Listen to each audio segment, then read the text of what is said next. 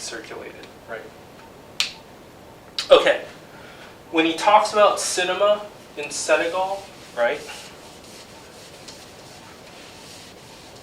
he talks about the kind of political tightrope, right? All the things that you have to navigate in order to get the film made and seen, right? You know, just like all the kind of, you know, people kind of like getting in your way. So especially with like the problem of finance and financing a film. I think a really fascinating point is when he talks about how he has, you know, even though 16 millimeter, right, he would prefer to shoot in 16 millimeter, that they have to shoot in 35 millimeter, right? And for you know, for film people, it's like, of course, well, I guess depending on the film person, but for many film people, they would say, of course, you would want to shoot in 35 millimeter. That's the theatrical format. That's the better looking format. But here, it becomes an issue of economics. And the reason that I stopped is that like a lot of people do prefer 16 millimeter as the kind of more expressive form, right? But what I really like is this is on 38. When talking about this, that how it's difficult to find 16 millimeter projectors in the cities. This is on the second column of 38, about midway down. He talks about it as a problem created intentionally by those in charge of distribution.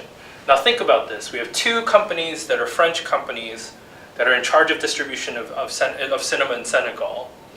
So in Senegalese cities, there are no 16 millimeter projectors, right?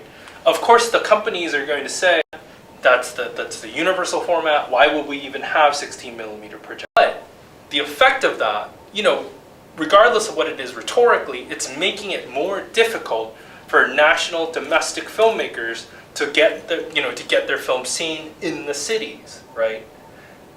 Because it's harder to shoot and more expensive to shoot on 35 millimeter, right? It's making it easier for American films to get seen. Do you see what I'm trying to get at? Where it's like, you know, like that's why you always have to be suspicious of the kind of like public-facing rhetoric, right? It's like what are the actual effects of that or like of the practices that are being hidden behind like the PR rhetoric, right? And how much of that is actually, you know, very specifically like getting in the way, like as Sembene is kind of claiming, a problem produced exactly to kind of make it impede, you know, filmmakers like him. And so he points out at the end of that paragraph, so we had to adapt ourselves to the game, right? It's a game and it's rigged, and it's not rigged in the favor of people like Ousmane Sembene. So that is one thing that I want you to think about, especially because I know a lot of you play sports and we are a very athletic campus, but you know, the whole notion of the game is that it should be, you know, a meritocracy and one of equal footing, a democratic sort of exercise. But in talking about whether it's cinema, international cinema, colonialism, any of these things, you know, or even like our current moment, is the game fair or is it rigged? And if so, rigged for whom, right? These are questions that I think you should be asking. We should all be asking ourselves, right? So this leads him to say, what exists already should be nationalized infrastructure, right? So the film infrastructure, so in this case, like especially the distribution, should be put in the hands of the Senegalese government, is the claim that Sembene is making. For us, this is something that, you know, the idea of like more government and government in the hands of, like art in the hands of government is an idea that a lot of people would kind of like, you know, shrink away from, because, you know, think about like censorship and propaganda, right? But here is an incredibly controversial filmmaker saying there should be more state involvement. So that's what I want you to be thinking about. Part of it is that for us in the US, you know, our film we're on top as far as cinema is concerned. So it's like there's no need for state sponsorship, but you know, other places just don't have the same luxury, right? Or even like, you know, when Lynn was here and talking about like sources of funding, it's like, you know, sometimes like oftentimes, you know, you need especially when you're not doing hegemonic sort of cinema, you do need help from the state, right? Okay. To move on to the relationship to France and French kind of, again, meddling with Sembene, I just want to point out on this note the kind of immense irony, right, of France playing this sort of role. Like, if you think about it in terms of colonialism, yeah, it makes all the sense in the world. But when you think about, like, France's kind of role in the history of cinema and how a gigantic of a role the country has played, it's just, it's just kind of funny, right? Okay, moving on to the question of art in Sembene's words. On 40, there's a really important, I think, kind of notion. This is the like third paragraph. Sembene says, "The role of the artist is not to say what is good, but to be able to denounce." So here, I think I've asked before what you actually mean when you say art. For Sembene, it is not the kind of identification and adoration of what is good, but art. And this goes back to the first day of like the positive negative distinction of what's doing as opposed to what you're not doing. Here, it's denouncement, right? So for Sembene, art is critique, right? And in that case, I think Hala and Black Girl certainly are very clearly kind of art in those terms. And just on a personal level, I'm totally behind this. I'm totally behind this. Art is not just purely, this is like this chair is beautiful. It is about a critique, right? I mean, of course, I would be empathetic to this reading, right? On the same page to that, Sembene's thoughts about what a single art or piece of art can or cannot do. Again, I think this is an idea that kind of doesn't really gel with what most people, especially in the U.S., think. That he doesn't think that a single film can change the world, right? And even what he means by changing the world, I think, is something worth thinking about. In that sense, for him, like change, this all 40 ultimately comes to revolt and revolution, right?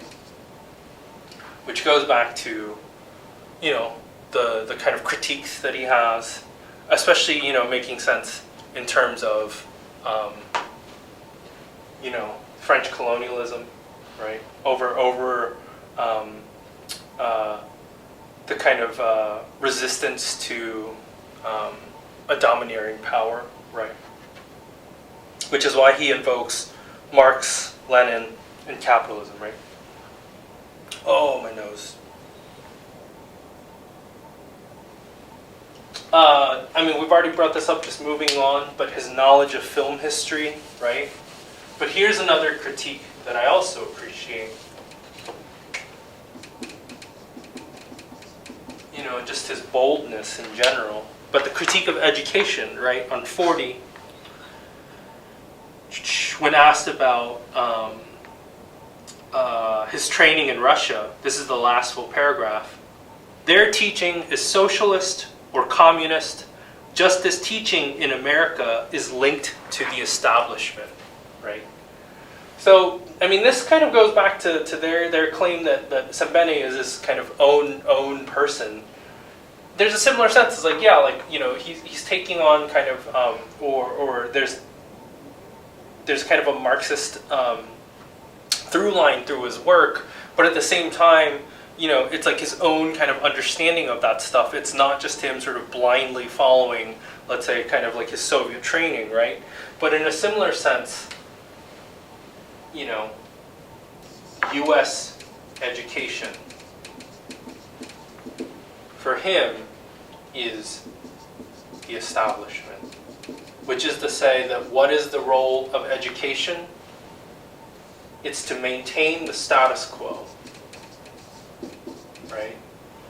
And so if we go back to his understanding of art, right, which is entirely about critique, right, and denouncement of what's wrong, there is a critique here that's happening that education in the US does exactly the opposite of that, right? And so that art should be critical of American education is the claim that he's making.